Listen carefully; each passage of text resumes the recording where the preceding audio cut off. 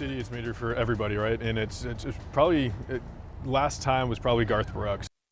Well, Paul McCartney is set to take the stage in just about 2 hours. And as you heard right there, this is huge for the city of Spokane.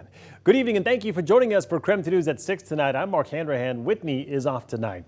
In honor of the Beatle launching his new tour right here in Spokane, Mayor Nadine Woodward signed a proclamation declaring April 28th as Paul McCartney Day. According to that proclamation, Paul McCartney Day will be held in recognition of his lasting influence on the music industry and in celebration of his Got Back tour kicking off in Spokane.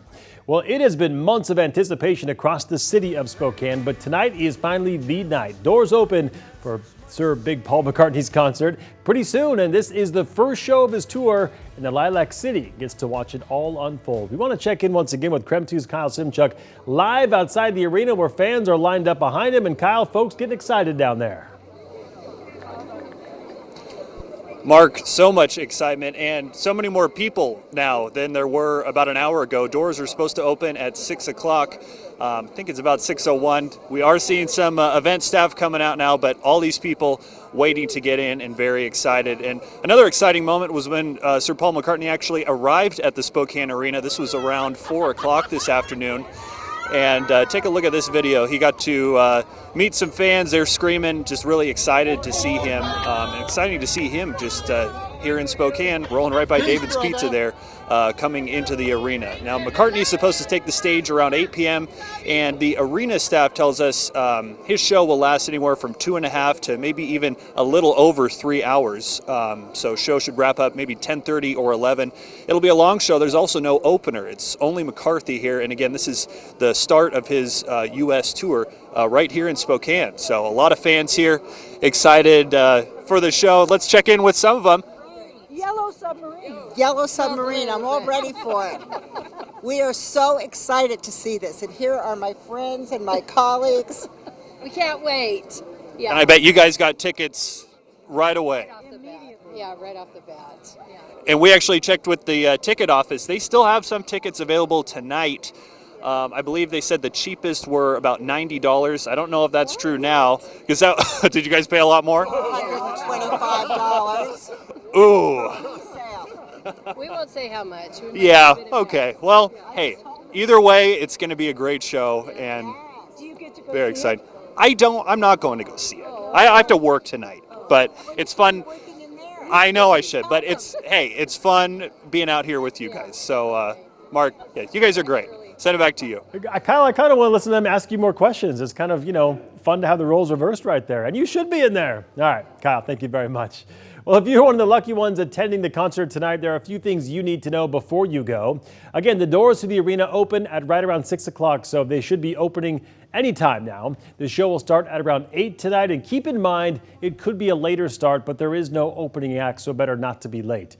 There are no COVID protocols in place for the show, meaning you don't need proof of vaccination or a negative test. Masks are not required, but are recommended, and there will be enhanced security as well at the show. All guests will be required to walk through metal detectors before entering, so make sure to leave any weapons or knives or wallet chains at home. You are allowed to carry a small clear bag or a small wallet into the arena with you.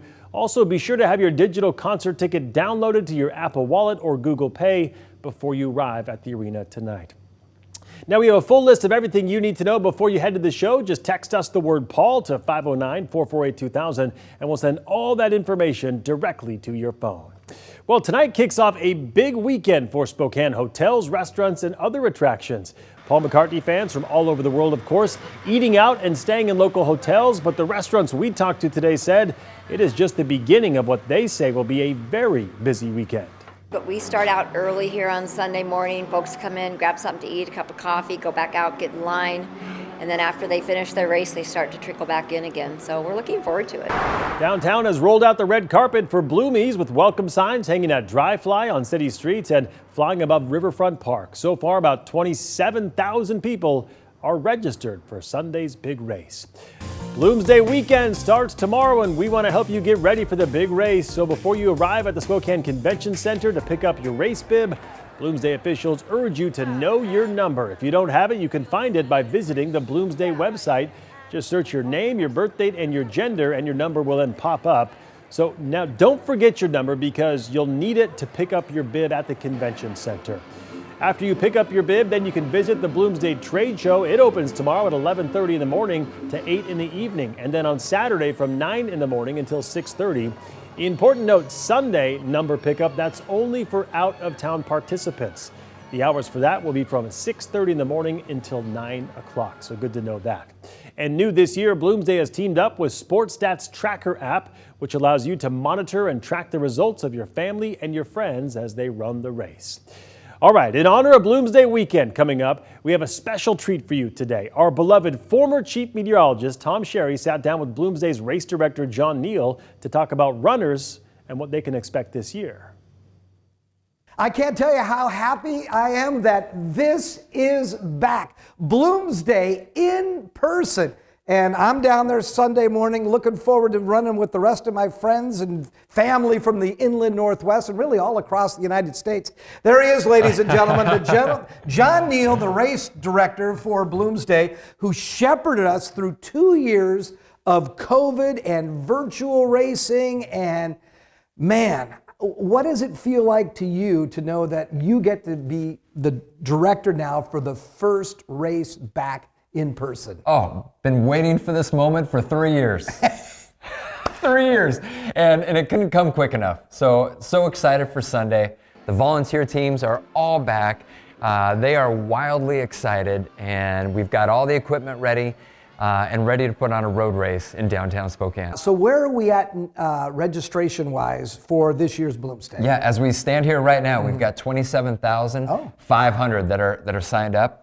Whether it's 5,000, whether it's 10,000, we'll take it, and we look forward to a finish on the bridge. And of course, we're going to build it back up, I would suspect, to the same numbers it had pre-COVID. Certainly our focus is on quality, and it always has been at Bloomsday, is making sure we put on the best road race in the nation, and they will get that this Sunday guaranteed. And most certainly, what to expect for Bloomsday? The usual bells and whistles. So we'll have a great elite field set up. We'll have finisher shirts waiting for you after you cross the finish line on Main Street. Talk about the trade show. It's happening this Friday. We should mention though, there's a new way to get your runner number. There is. And we've streamlined the process this way. And what our anthem is for this year is know your number. Okay. And that number is your bib number that you were assigned when you registered. And there's a couple of different ways to get that bib number. The first is on the email receipt that you received when you registered. It will have your bib number on it. The other way to do it is through our bib number lookup on our website. And so just go into our website, click on the link for the bib number lookup. You enter in your name, it will spit out your bib number. And that's what you need to know when going down to the convention center. Because when you arrive, we will have tables that are set up and organized by bib number in different ranges.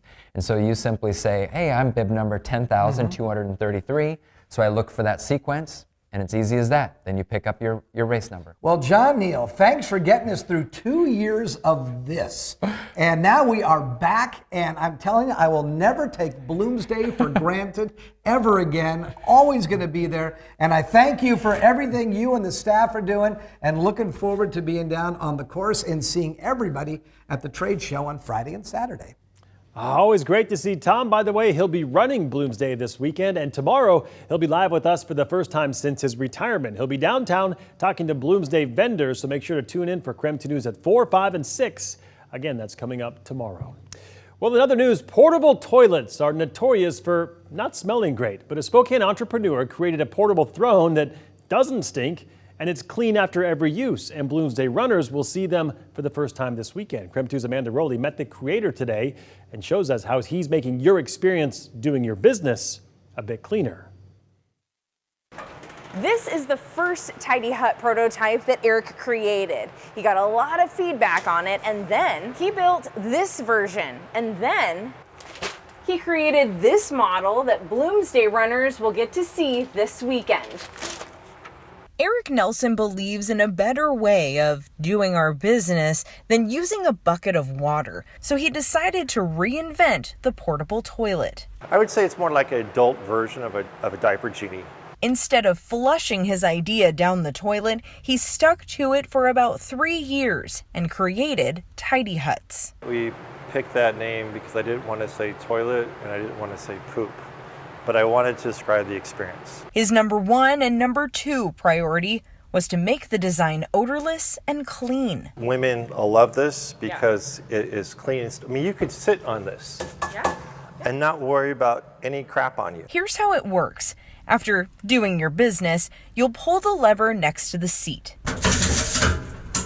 This flushes the contents into a medical-grade bag. This high-quality bag and the pad that gets flushed into it locks in the stink, and each crank gives you a new film seat. The seat is clean each and every time. That's a huge difference. There's no smells. You don't feel any germs are going to touch you, especially with COVID and everything. People just feel safe. Tidy huts have already been used at outdoor weddings and race events, and this weekend you'll find them set up near the Corporate Cup start and finish line for Bloomsday. I think people will be delighted. I think right now it's the fact that people don't know there's another option. So don't be shy and give this reinvented throne a try. Amanda Rowley, KREM 2 News. All right, with so many events happening this weekend around the inland Northwest, the big question on everyone's mind, the weather. Let's get right outside to Chief Meteorologist Jeremy Legoo. And Jeremy, folks are going to be down in the dumps if it rains on Sunday, my friend. No, Mark. We already decided that this is the tidy hut of weather as we get into the latter half of the weekend. Okay. It's going to be beautiful. Hear me out. Right now, well, we're pretty close to 50 degrees. We dropped into the 40s as a round of light showers moved in. It does feel a bit cooler than it was earlier today because it is, in fact, cooler than it was earlier today. We were up in the 50s, and we even saw the mid-50s over in North Idaho, and now falling into the low 50s. You're still in the mid to upper 50s out in central Washington, and today was warmer than the past few, and tomorrow will likely be warmer than today, offering yet another break in the action. However, we do have some of those showers kind of popping up around the inland Northwest. Bulk of the activity staying down to the south because the storm itself is down to the south. That'll bring more widespread showers to southern Idaho. For us, overnight, we could see a round of light scattered showers. That moves out, and by tomorrow morning, we start clearing out. And that gives us a break in the action until our next system moves in. That one arrives on Saturday, and I do believe it clears out just in time for the weekend. So the next 12 hours look as such. We fall down to near 40, but by the time the sun comes up tomorrow, we are talking sun working its way out, taking us into the afternoon, with temps climbing back into the upper 50s. All right, Jeremy, thanks so much. We'll check back in with you later in the broadcast. Well, today we are digging in on an announcement made in yesterday's State of the City address. That's when Spokane Mayor Nadine Woodward said that Catholic Charities would move its downtown homeless shelter. KREM 2's Cody Proctor joining us in the newsroom tonight with new reaction. Well, Mark, the project is being referred to as House of Charity 2.0 and would replace the current House of Charity on the corner of Brown and Pacific. Here's what we know so far about it. The new facility is expected to be a 24/7 low barrier shelter with the capacity to house up to 300 men and women. Right now, Catholic Charities say the downtown location can only house up to 135 people a night, but at one point it had 300 to 400 people at one time, with people sleeping on the floors, which was not ideal. The new facility is expected to offer some new services, including hospice suites and services on site, as well as provide a bigger cafeteria and a bigger kitchen with the ability to flash freeze food. Outdoor spaces are also expected to be available for those who aren't ready to sleep indoors. Right now, Catholic Charities already has 3 spots zoned correctly. They're considering for the location. According to the organization, the next step is meeting with neighbors. And it's very important to us to be a good neighbor. And so we want to reach out to all of the folks who are around the potential site. We want to listen to their concerns and mitigate those concerns. And once we have done that, then we'll be ready to move forward with those next steps of announcing a location. And once we get construction, get in the dirt, it's probably about 11 months to 12 months to build it. And we're talking about a substantial facility. This is 45 to 50,000 square feet. At the moment, the organization says early estimates for the facility's construction to be near $11 million, but that could increase because of environmental factors at the site, inflation, timing, and cost of building materials. As for the current House of Charity, that building will no longer house people overnight once the new facility is built. Instead, it'll be used for office space. However, some of the beds will be left in case of a need for shelter during emergencies. In the newsroom, Cody Proctor, KREM 2 News. Coming up tonight, today the Spokane Parks Department is looking to start a new project at the Dwight Merkel Sports Complex. We'll share why that project could cost more than $1 million. Coming up next.